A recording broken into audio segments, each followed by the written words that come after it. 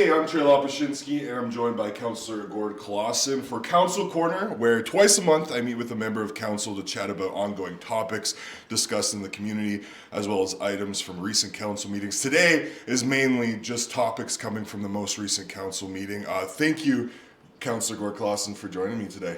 Thank you for having me.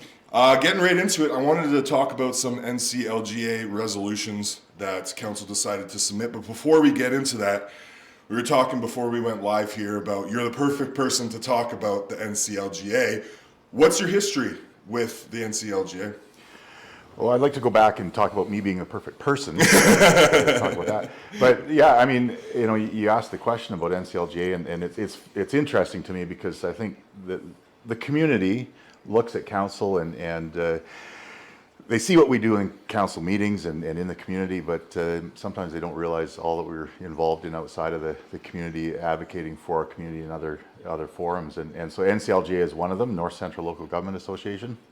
I was on their board for several years and was president a few years ago of the association. In fact, Tony Zabinski, one of our councillors, is on the board now for the association.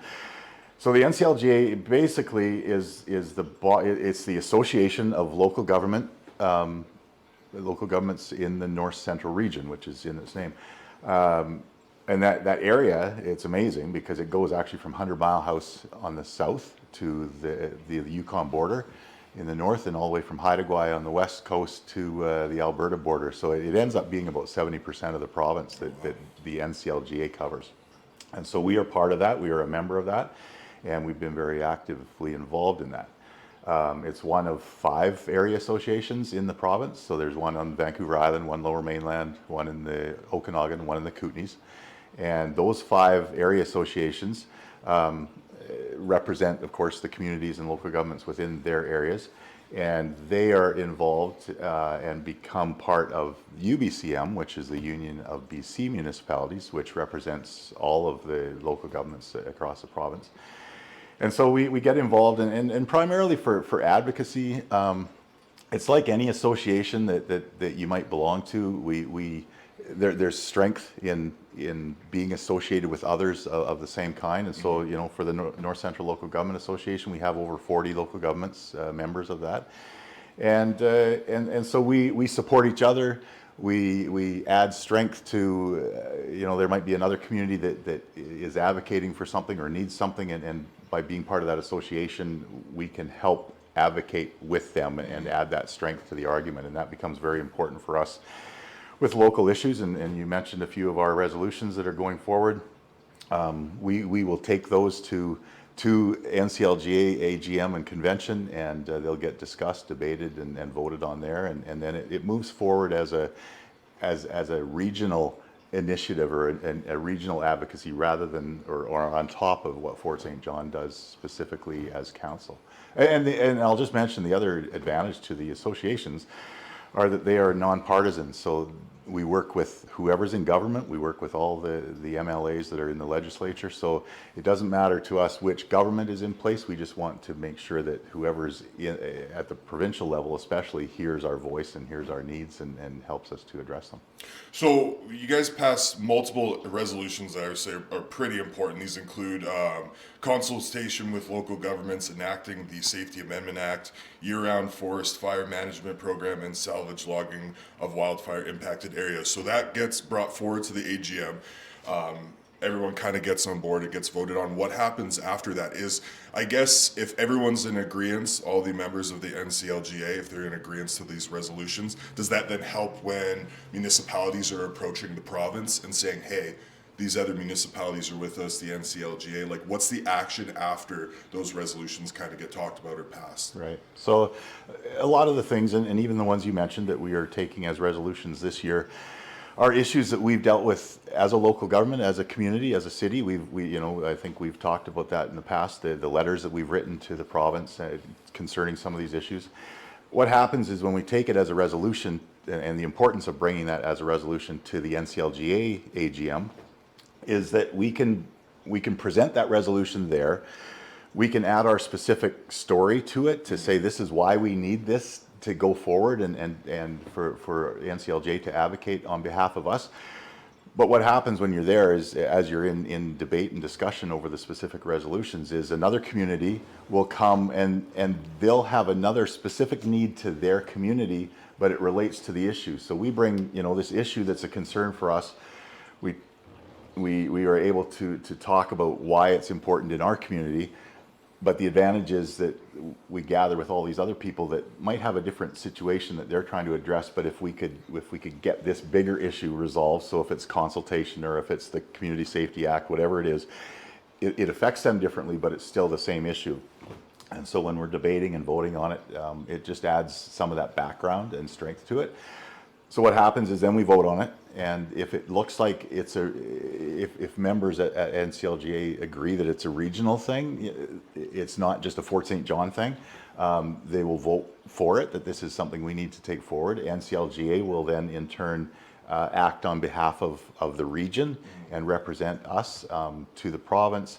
The other piece of it is that those resolutions that get approved and passed by the NCLGA convention go to UBCM, and they all get sent to the UBCM convention, which takes place in the fall. Mm-hmm. And those same resolutions get debated there, so a Fort St. John resolution will be presented at the provincial UBCM convention, but it will have been endorsed by this whole region, and so it will come to UBCM. It'll get debated on the floor there, and members, which is the 180 some local governments from BC that are at the convention, will talk about and discuss and debate whether this is a provincial issue. So again, you talk about the Community Safety Act. It's something that we really could use here in this community, but I can guarantee when we get to UBCM with the rest of the provincial local government, there's going to be a lot from around the province that are saying, they've got different issues, maybe specific issues, mm-hmm. but they're going to agree that this is an important issue that we need to advocate for and make sure the province knows about and responds to. So then again, it gets debated on, gets voted on. And then from there, the ones that get passed, those resolutions that get passed at UBCM, get presented to the province, every one of them. And every year we've got, 150 to 200 resolutions that go to the province. And the province responds to each and every one of them, which is good. And sometimes it's not the response we hope for, mm-hmm. but they do. The specific resolutions will go to the different ministries that oversee those different areas of interest, and they will respond to us, to Fort St. John, regarding our resolutions that went forward, and just tell us where they're at, whether they agree and can do something, or whether they're already acting on it, or whatever it might be. So it's the process of getting it to the province, mm-hmm. which again is outside of maybe what people see in our local community, but it's certainly part that we're very active in. Yeah, that's definitely why I wanted to ask, because obviously covering councils, I know you guys are a part of it. I know the process, but I think for the community, they most people probably don't know about it. And so yeah, it seems like a lengthy process, but it seems vital for the city because you talked about strength in numbers, and the province is still responding back after the UBCM. It's going to be huge for certain topics, correct? Yeah, exactly. Yeah. Going on to specific the specific resolutions that I had mentioned. So I feel like with the consultations in the Safety Act, that has been talked about frequently with council, and it's pretty straightforward. But for the year-round management and salvage logging in relation to wildfires, why did the city and council feel like these needed to be brought up? And is there anything in place now to tackle these, or is that exactly why you guys are bringing it up, because there is nothing? Right. And just and I'll answer that question, but just before I do that, talking about the consultation and the Community Safety Act, mm-hmm. again, the importance of taking these as resolutions, and as you know, we as council have written letters regarding both of those things, and have concerns and have specific accounts in our own community where appropriate consultation with our council, with our community, would have helped resolve some of the unforeseen consequences that happen by just implementing things. And so to take them again to as a resolution to NCLGA and through that to UBCM, it just really reinforces the need for them to do these things and to address them, and even give an explanation of why things are or aren't happening.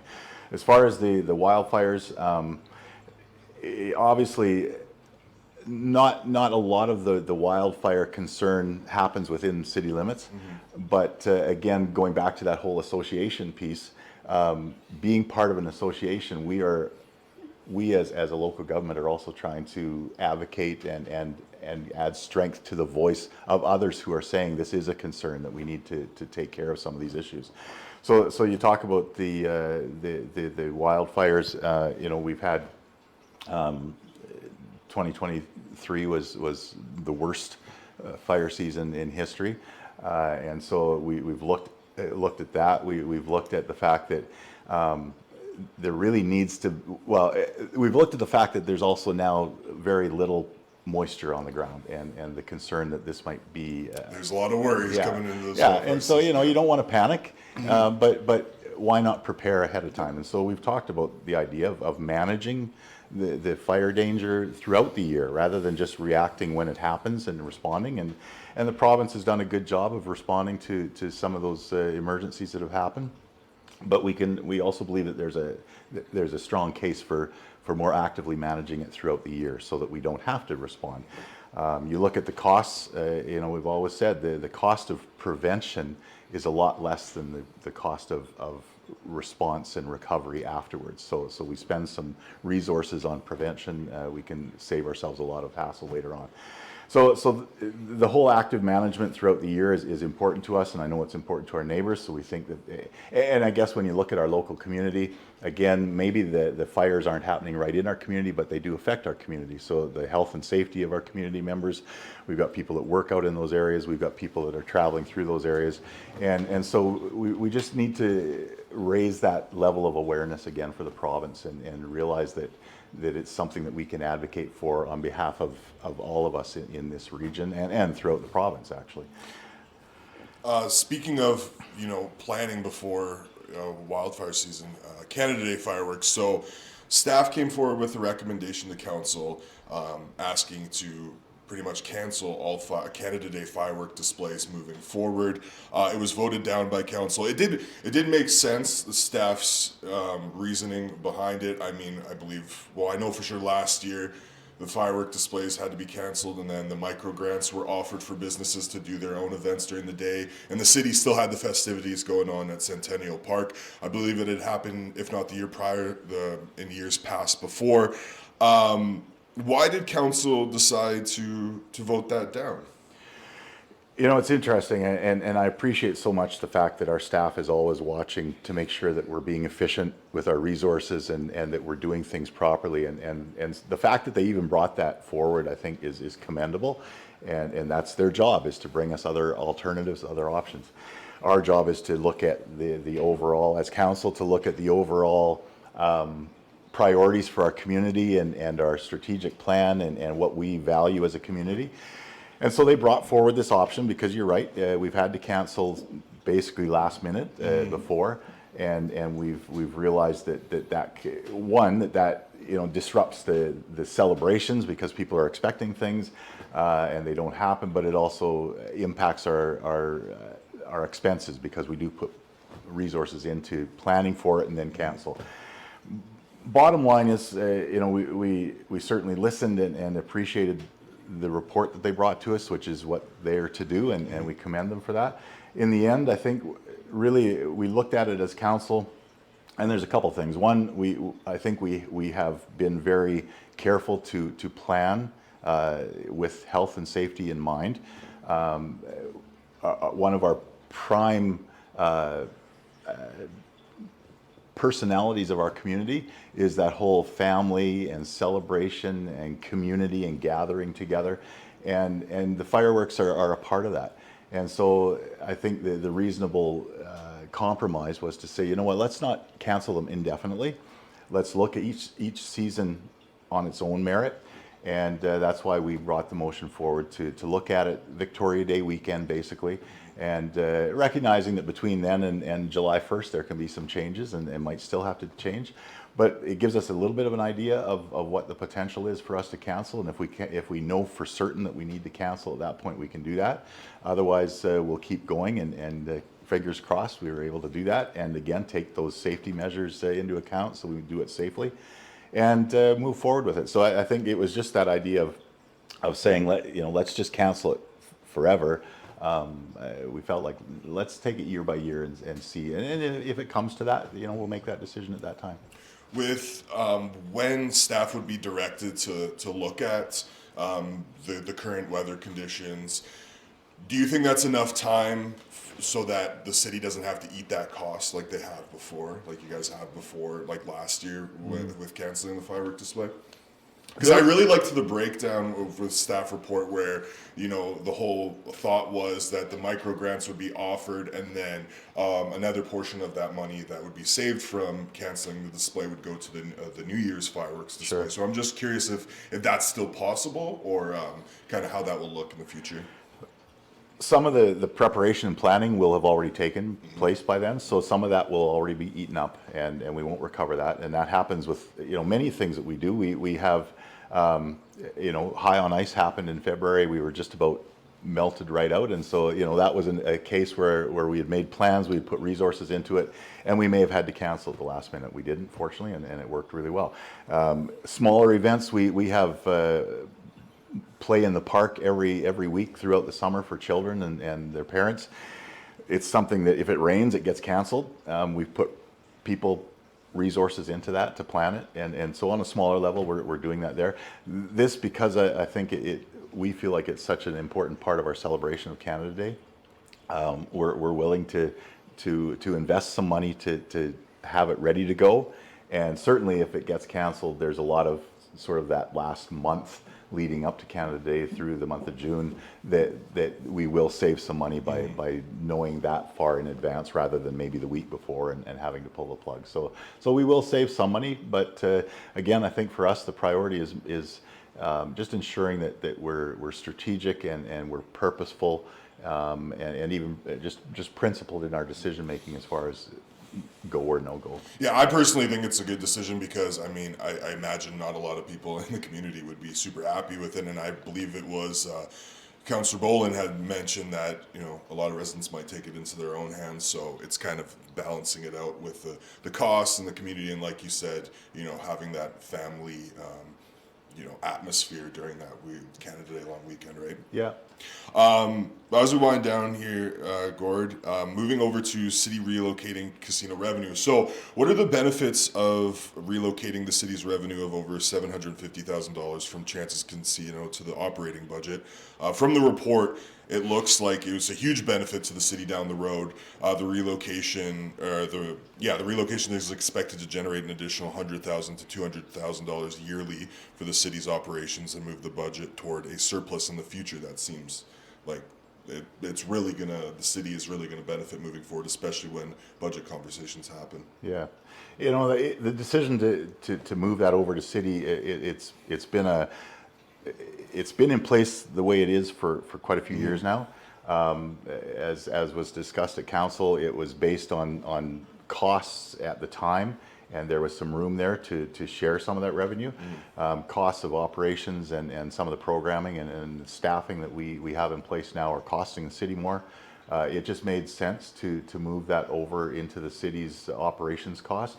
So I think it'll really help us to be able to continue and be sustainable long term by putting that money in there. And that was it was originally for the Community Foundation, but the Community Foundation will still receive funding from, I think it was tax aid, grant and aids, tax exemptions, as well as they're going to receive some money from BC Hydro once the dam is finished as well, correct? Right. So and again, when you look back at the history of the foundation, and it's only existed for a few years, but it's starting to get some legs. And part of the thinking there was to help that foundation get in place so that they can be sustainable, and they're getting some legs and becoming more sustainable on their own. And so, I think it's not a bad time to change that over and change the way that money's managed. No, 100%. Well, thank you so much, Gord. Before I let you go here, is there anything else you'd like to bring up? Anything else you'd like to let the community know about? Something you'd like to say? No, I think, for me, all of us on council are part of the community. And I guess if I had one wish, and then maybe this is my time to express that wish, I wish that everyone in the community would feel like they can have a voice, that they can contribute, that we are acting in what we believe is the best interests of our community and our city and the sustainable long-range sustainability of our city. And so I ran for council years ago because I believed the importance of community and us coming together, and if there's an issue, we'll pitch in and find a solution for that issue. And I love solution-based conversations.